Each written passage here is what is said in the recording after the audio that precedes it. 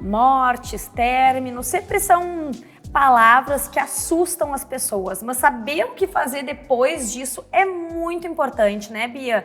E a Bia hoje está aqui para falar sobre sucessão. Sim. Como é que a gente enfrenta essa situação, Bia? É um assunto difícil, é um assunto que as pessoas evitam tratar, mas é muito importante, porque até pode facilitar a viver este momento quando ele acontecer.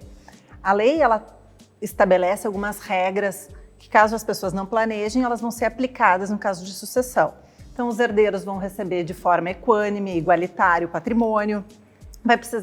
As partes vão precisar passar por um processo de inventário, que é um processo longo, demorado, caro muitas vezes. Então, há a possibilidade de a gente planejar esse momento respeitando as particularidades de cada família, entendendo o que cada família quer, respeitando as particularidades dos herdeiros. Eu vou te dar alguns exemplos. Imagine uma família que tem um imóvel. Falecendo o pai, a mãe e os filhos herdam este imóvel. Se a mãe quiser vender este patrimônio porque ela está precisando do recurso, ela precisa da concordância dos seus filhos. Se por algum motivo eles não quiserem vender, a mãe não consegue vender isoladamente. Então, se esse patrimônio for colocado dentro de uma holding, a mãe for a administradora, ela, na qualidade de administradora, consegue vender esse imóvel, distribui o lucro da venda para os filhos, mas ela consegue continuar com o domínio do patrimônio e gerindo ele. Um outro exemplo é numa família empresária, em que imaginamos 2 filhos com perfis completamente diferentes, um filho já envolvido na gestão do negócio e outro filho morando até em outro país. Os pais, eles podem destinar parte das ações dessa empresa que tem características vinculadas à gestão para um filho e garantir para o outro filho tipos de ação que ele apenas vai receber lucros e dividendos dessa operação. Então, tu consegue, entendendo as particularidades da família, fazer um planejamento que vai respeitar e vai atender as características de cada um e vai, com certeza, evitar possíveis conflitos. E a dor de cabeça, e aí entra um ponto que, como já falamos também na própria constituição da sociedade, nos contratos, as pessoas precisam entender a importância de planejar. Tu falou em planejamento.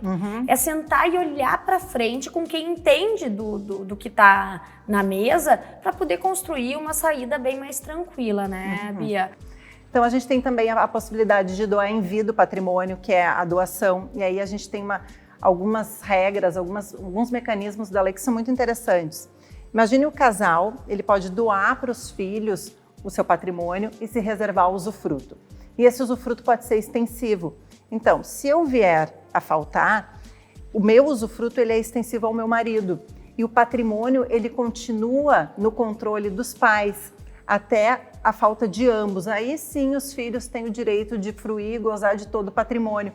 Isso traz uma segurança bem interessante para o casal, que ele sabe que vai manter a gestão e o gozo de todo aquele patrimônio enquanto ambos estiverem vivos. Uma das grandes dificuldades da população como um todo, sem dúvida nenhuma, Bia, é entender, inclusive, os termos que estão envolvidos. Porque quando a gente fala em usufruto, por exemplo, talvez nem todo mundo saiba que usufruto é poder usar aquela coisa como se sua fosse, mas sem que seja, né? Então, assim, eu não tenho a propriedade, mas eu posso usar.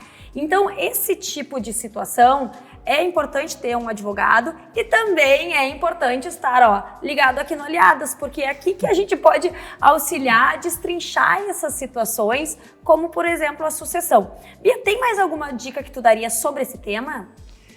A dica é: converse a respeito, entenda as características do seu patrimônio, entenda com os seus filhos qual é a dinâmica de cada um, qual é o desejo de cada um em relação a esse patrimônio.